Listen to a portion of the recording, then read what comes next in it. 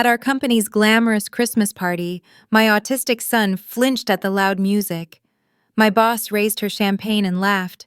"Who invited the robot?" The room froze. I held my son as he buried his face in my coat. That moment rewrote everything I believed about loyalty, dignity, and silence. I used to respect her. Now I was about to dismantle everything she built, with the same grace she never gave us.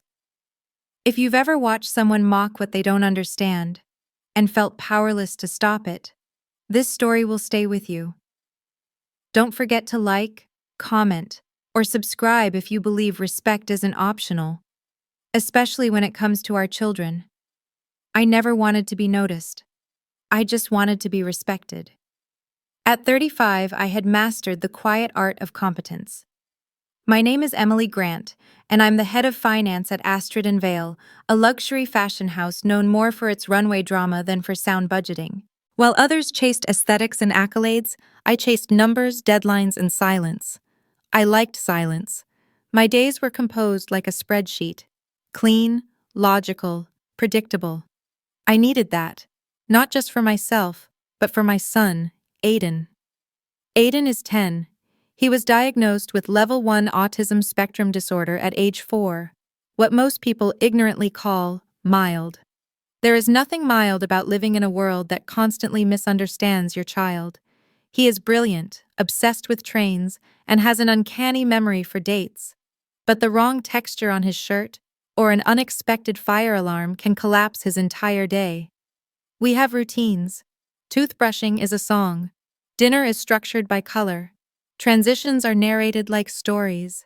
It's not perfect, but it works. For us. And then there's Linda. Linda Whitmore, our CEO, is everything the media loves. Tall, dazzling, quotable. She's the kind of woman who commands a room before saying a word. People follow her like she's already famous, like they hope some of her shine will rub off. To her followers, she's aspirational. To me, she was dangerous in a quiet way. Linda always claimed to be progressive. Her LinkedIn was a collage of charity galas and women in tech panels. But in the office, her sparkle turned cold. She micromanaged with a smile. She weaponized praise. And she treated anyone with a family, especially a child with special needs, as a liability dressed in business casual. Still, I stayed. Why? Because I was good at what I did. Because I needed the paycheck. Because Aiden's therapies weren't cheap. Because I told myself that putting up with Linda's passive aggression was better than dealing with instability elsewhere. And I believed, naively, that if I kept my head down, she'd leave me alone. Then came the Christmas party. It was supposed to be simple. I had arranged for a sitter, but she canceled last minute. I almost didn't go. But Linda had made it clear in previous years. Attendance wasn't optional. Presence equals loyalty, she once said. So I brought Aiden. He had noise-canceling headphones. I packed his favorite chewy necklace, a weighted vest under his little blazer. We practiced what to expect. He was nervous, but curious. And honestly, I was proud of him for trying. The party was held at a glassy rooftop venue, all metallic decor and loud bass. Within minutes, I could see Aiden starting to tense, his hands flapping slightly, his eyes darting. I found a quieter corner near the snack table and let him fidget with a rubber toy while I made polite rounds with coworkers.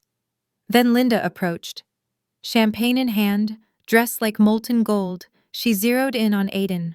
I straightened, ready to explain, to shield, to diffuse. She didn't give me the chance. She raised her glass toward my son, and, with the practiced charm of someone who'd never been told, "That's not okay," she said, loud enough for the whole room, "Who invited the robot?"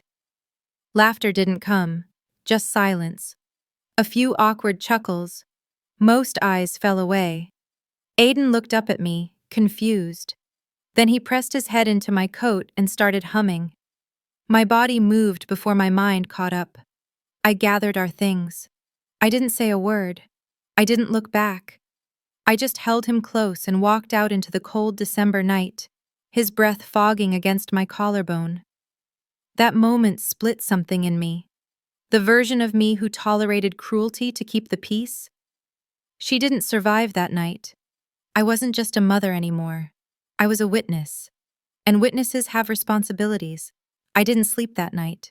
After putting Aiden to bed, his fingers still twitching with the residue of overstimulation, I sat in the dark of our kitchen, staring into the glow of the refrigerator light, replaying Linda's voice over and over. "Who invited the robot?" She said it like a joke, but it wasn't a joke. Not when it's your child. Not when it's the culmination of every side glance, every tightened jaw, every forced smile from coworkers who didn't know how to talk to him, or to me. I had heard whispers before, about preferential scheduling when I left early for therapy sessions, about emotional baggage when I asked for accommodations. But this was public. This was humiliation. And this time, she didn't just insult me. She targeted my son. I had spent years trying to blend in at that company, years making myself small enough to avoid attention, but efficient enough to be indispensable. And what did it buy me? A champagne toast to my son's neurodivergence. For the first few days, I did nothing. That old voice inside, trained by years of professional survival, told me to let it go. That speaking out would make me emotional, ungrateful, difficult. But then came Monday. Linda sent a company-wide email titled, "Reflections on Leadership and Joy." In it, she waxed poetic about the holiday party and thanked everyone for bringing their full selves to the table. My hands shook as I read it. I couldn't unsee Aiden's face, pressed into my coat. I couldn't unhear the weight of that pause after her comment, the silence that meant everyone knew it was wrong, but no one said anything. It was more than cruel. It was illegal. And I knew it. I had worked in corporate finance long enough to understand HR policies, but more than that, I knew about the Americans with Disabilities Act, ADA, especially Section 1112, which prohibits discrimination based on disability in employment contexts, including hostile environments. Aiden wasn't an employee, but I was. And her comment, made in a work-sponsored event, created a hostile, discriminatory atmosphere for me as his caregiver. I began digging. I searched through years of emails, meeting notes, Slack threads. I documented every incident where Linda had dismissed flexible hours, rolled her eyes at medical appointments, or referred to my personal complications. I pulled up a message where she wrote, "We all have lives, Emily, but some of us don't bring them to work." I also spoke with Natalie, a former assistant who'd left abruptly last year. She hesitated at first, but after I shared what had happened, she admitted Linda once told her during a hiring discussion, "I prefer single women. Moms are too distracted." It was a pattern, and I wasn't the only target. Still, I needed more than anecdotes. I needed action, quiet, strategic, lawful action. So I reached out to a friend from college, Jordan, now a civil rights attorney specializing in workplace discrimination. I hadn't spoken to him in over a decade, but when I explained what happened, he didn't hesitate. "That's not just wrong," he said. "It's actionable." He connected me with a team that focused on ADA violations and caregiver discrimination. We spent hours reviewing timelines, collecting evidence, crafting language. We decided the best course was a formal complaint, filed through the company's ethics hotline, anonymously at first. But I didn't stop there. I wrote a detailed letter, meticulously worded, professionally formatted, and mailed it to 3 members of the board of directors. In it, I didn't accuse. I described, I outlined, I cited statutes, I gave them context, I spoke their language: liability, brand damage, legal exposure. I didn't sign my name, not yet. That came later. What pushed me over the edge was something small, always is. A week after the party, I overheard 2 junior designers talking near the elevator. "Did you hear about Emily's kid?" "Yeah, Linda said he was special, like with air quotes." "Oh my God." That's awful. Well, you know how she gets. They shrugged. Doors opened. They got in. And the moment passed. Except it didn't. Because it confirmed everything I feared. That Linda wasn't just careless. She was spreading it, turning my son's neurodivergence into office lore. That night, I made one more move. I requested access to the building's security footage from the party, citing a personal incident. To my surprise, no one questioned it. I received a password-protected file the next morning. I watched it. Frame by frame. There it was. Linda, glass raised, lips curled in a smirk, delivering the line. My son visible in the background, flinching, my body stiffening. It wasn't just in my head. It was real, tangible. I made a copy. Then I waited. Not passively, but purposefully. I knew the storm was coming. I just had to make sure I'd done everything right. Before it hit. I didn't want an apology. I wanted accountability. And I knew Linda would never hand it over willingly. She was the kind of woman who believed she was untouchable, because for years she had been. Her brand was her shield, her charm, her armor. But now I had something she didn't know existed. A record, a strategy, a spark. The first step wasn't anger. It was control. I began by mapping the battlefield. I created a digital folder titled Project Clean Glass. Inside, I organized everything like I would a financial audit. Linda's offensive emails, her comments to staff, notes from coworkers who had shared similar experiences. I even saved screenshots of internal Slack threads where she dismissed disability accommodations with eye-roll emojis. I also studied the company's code of ethics, not for inspiration, but for ammunition. Astrid and Vale had pages on inclusion, respect, and zero tolerance for harassment. They prided themselves on being family-friendly and socially conscious. I bookmarked every word. Because hypocrisy makes the best kindling. But information wasn't enough. I needed allies, quiet ones. I started with Michelle from HR. She'd been at the company for 6 years, and while she rarely stood up to Linda, she had always shown me basic decency. Over coffee, I mentioned my growing concerns. Not the party, not the video, just the pattern. To my surprise, she didn't deny it. "You're not the first to say something," she said, stirring her tea without looking up. "But nothing ever sticks. She's persuasive." That confirmed it. People were afraid. Not because they didn't care, but because they didn't know how to confront someone so powerful without getting burned. That's when I knew I'd have to be the one to strike first. My next move was the ethics complaint. Anonymous, but comprehensive. I submitted it through the company portal on a Tuesday at 9:03 a.m., right after Linda's weekly leadership briefing. I included a detailed timeline of events, quoting her offensive language, and referencing the ADA, Section 112. I attached an audio transcript of the party from the video file, edited cleanly, just her words and the stunned silence that followed. Then I waited. Within 48 hours, I received a generic, "We take all concerns seriously" response. Typical. So I escalated. I sent another letter to the board, this time with a thumb drive. Inside, the video clip, the screenshots, the documentation, still no signature, still anonymous. But the tone was firmer now, and I included one chilling line.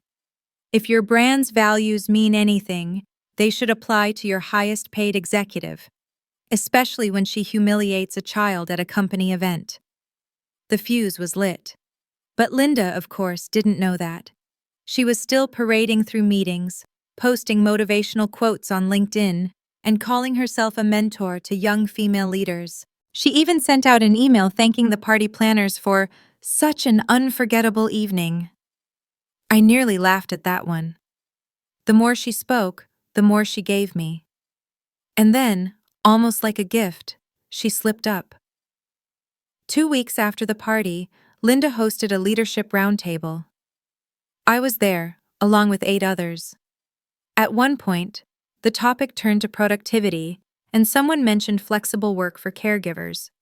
Linda rolled her eyes and said, "We can't bend over backwards for people's complicated home lives. Business is business." I clicked the record button on my phone, hidden beneath my notepad. I had more than enough now. Not just a one-time mistake, but a pattern, a culture, a rot at the top. That night, I called Jordan again. "It's time," I told him. He agreed. We would prepare for formal legal action, one that could not be ignored, denied, or buried in PR spin.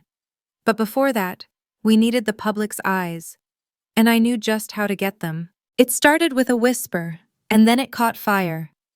Jordan introduced me to a contact at a local investigative blog known for exposing corporate misconduct. The journalist, Rachel Tran, wasn't the flashy type. She didn't chase celebrity gossip. She chased systems, abuse of power, exploitation, hypocrisy, hidden behind glossy mission statements. I met her in a quiet coffee shop on a rainy Wednesday. I brought a USB drive, a printed timeline, and a burner phone just in case. She didn't interrupt once, just listened, took notes. Her eyes only widened when I showed her the video. Linda's smirk, the cruel comment, the look on my son's face. After a long pause, Rachel asked, "Do you want to stay anonymous?" "No," I said, my voice steady. "I want to be believed." She nodded. "Then I'll do it right." 2 weeks later, the headline dropped. Luxury CEO mocks autistic child at holiday party while preaching inclusivity online. The article was surgical. It didn't scream. It didn't dramatize. It simply presented the facts.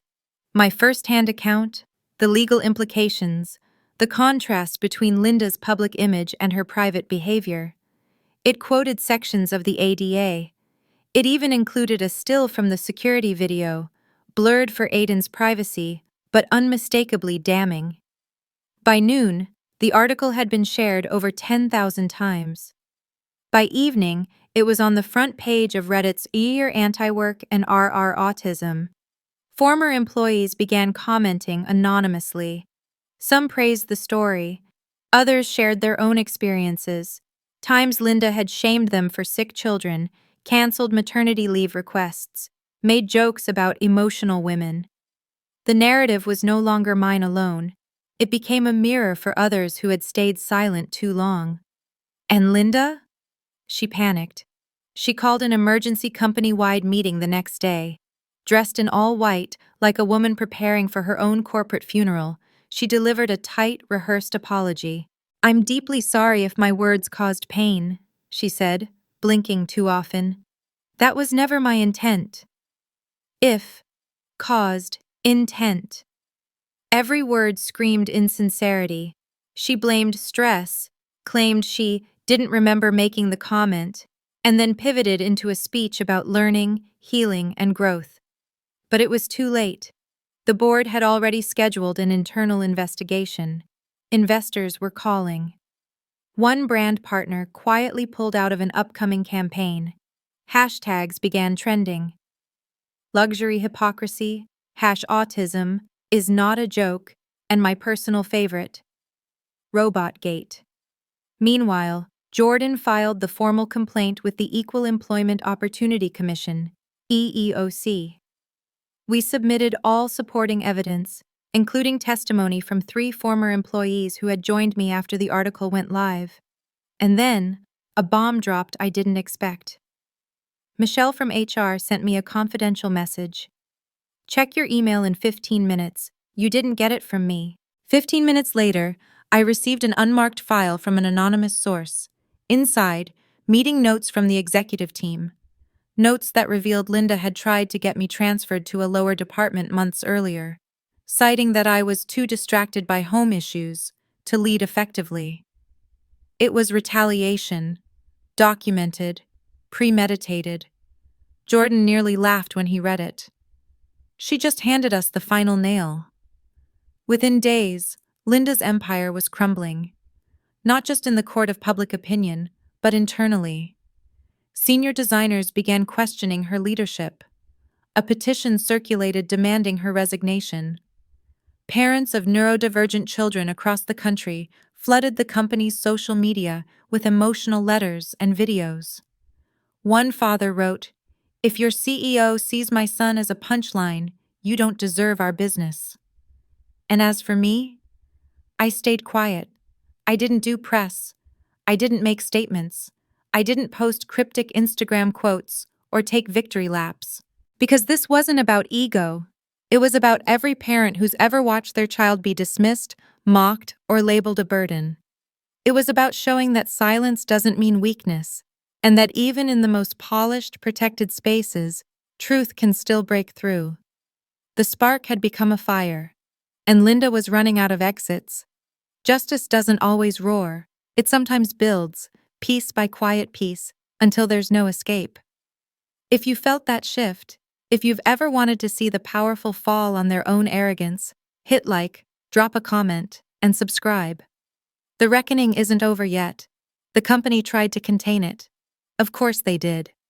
After the article went viral and pressure mounted, the board issued a public statement. Vague, measured, and entirely predictable.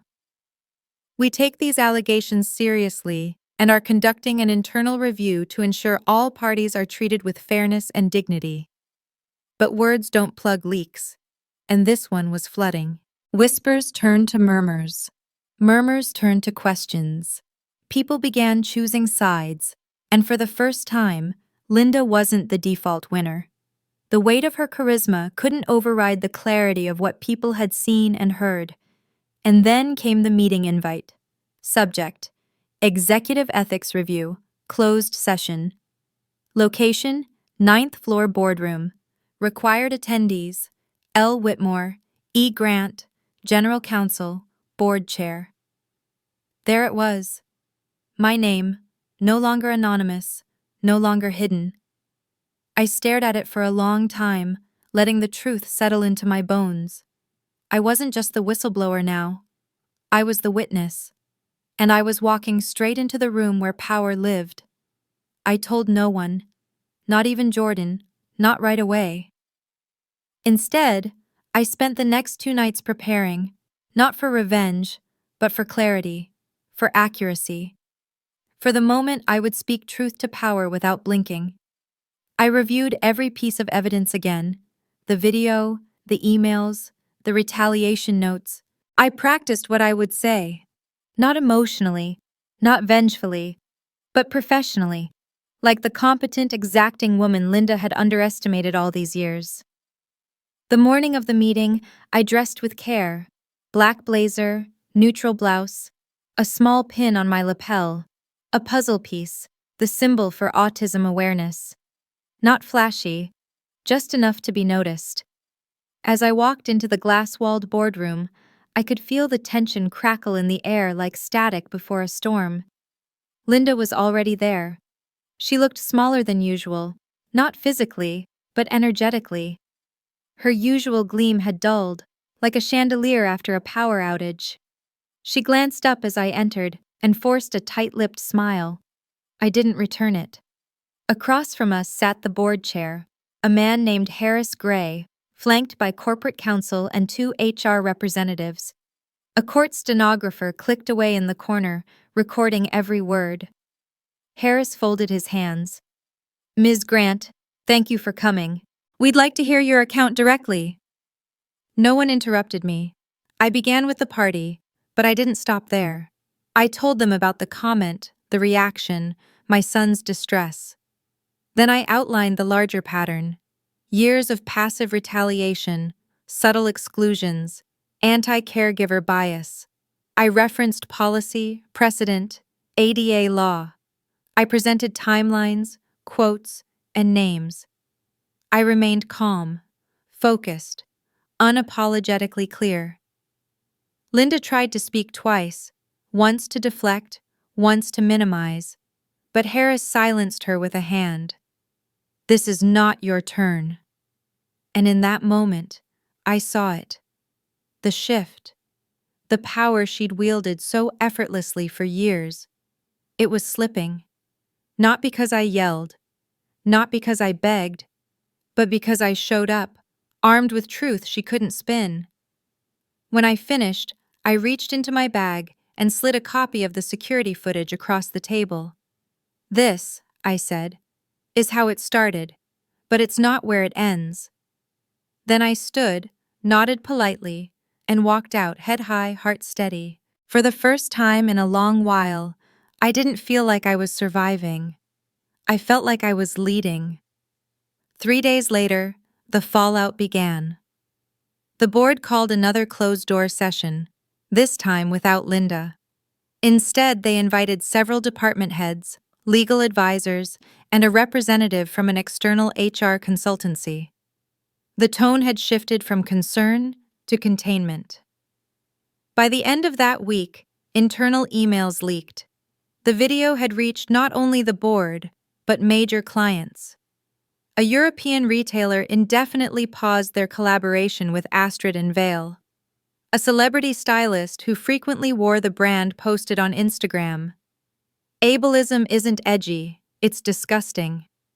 That post alone got over 200,000 likes. The company's social media pages turned into war zones. Every post, whether about perfume launches or runway previews, was met with comments demanding Linda's resignation.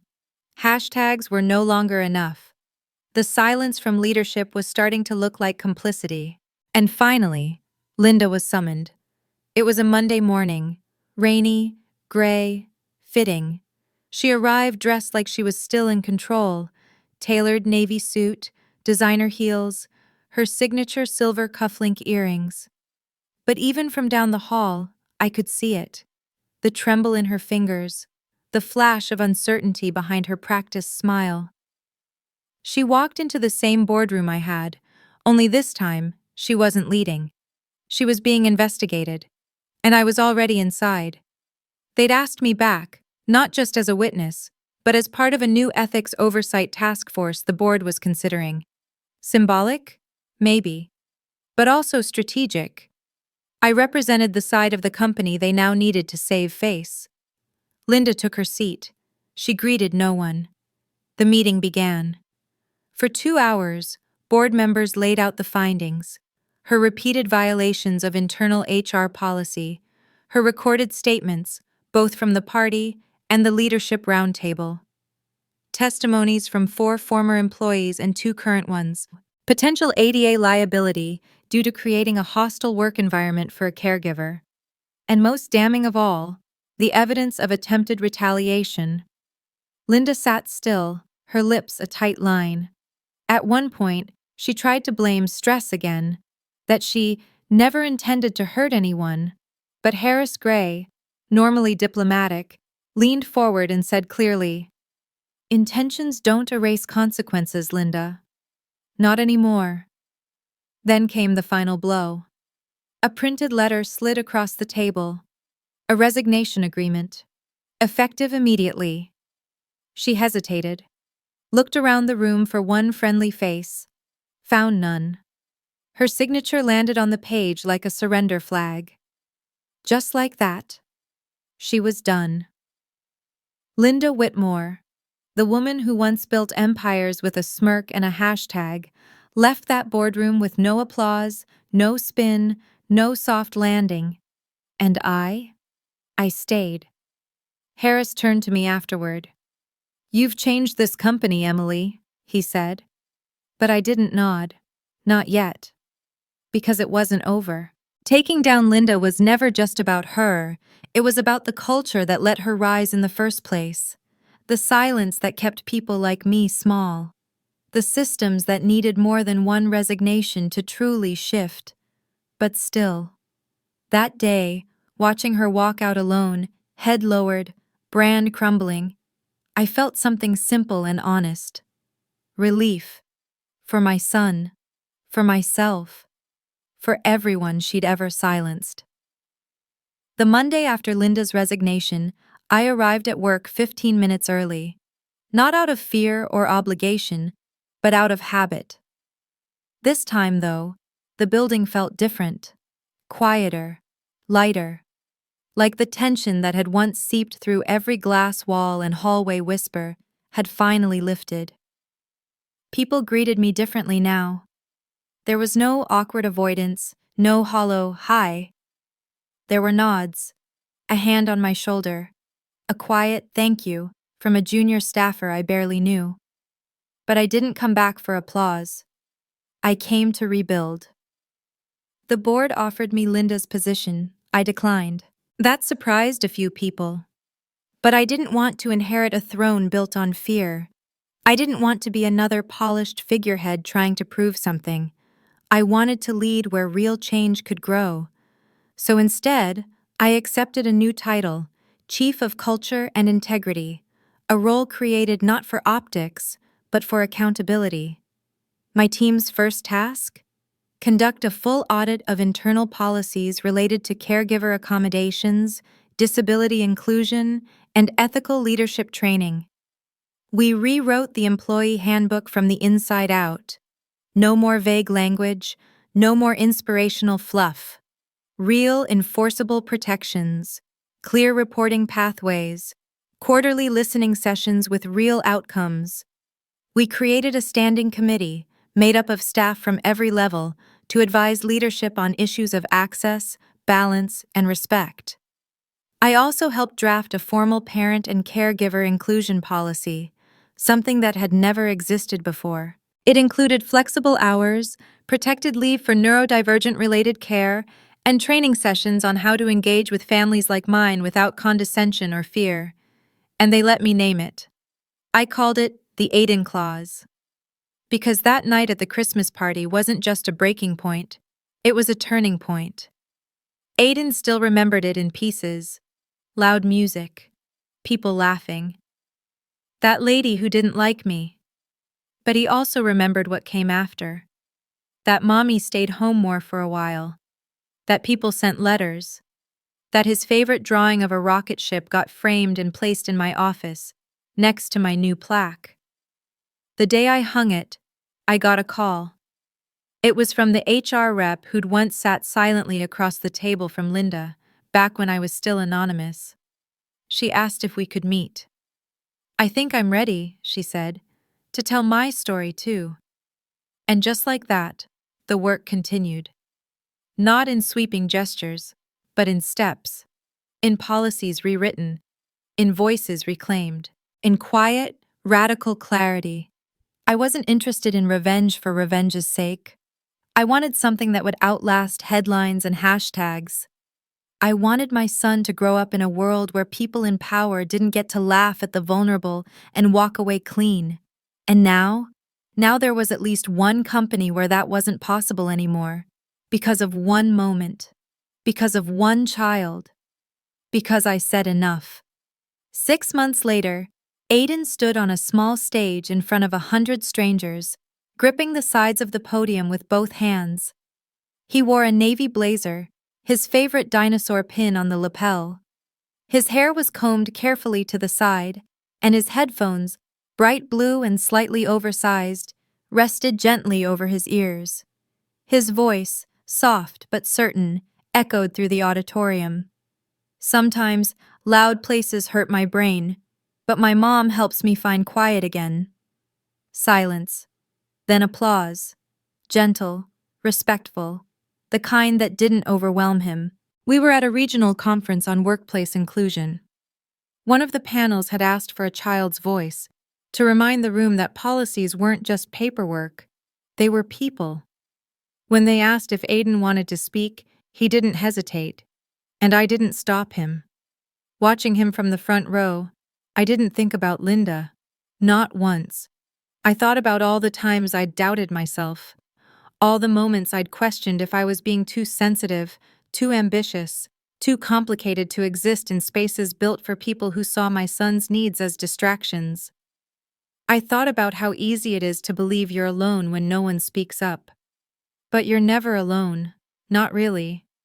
Because for every Linda, there are 5 people waiting to do better, if someone shows them how. After the event, an older man approached me, gray beard, pressed flannel shirt, eyes soft with memory. "My grandson is autistic," he said. "I didn't always understand him, but today, I get it a little more. Thank you." We stood there for a second, two strangers holding a shared tenderness.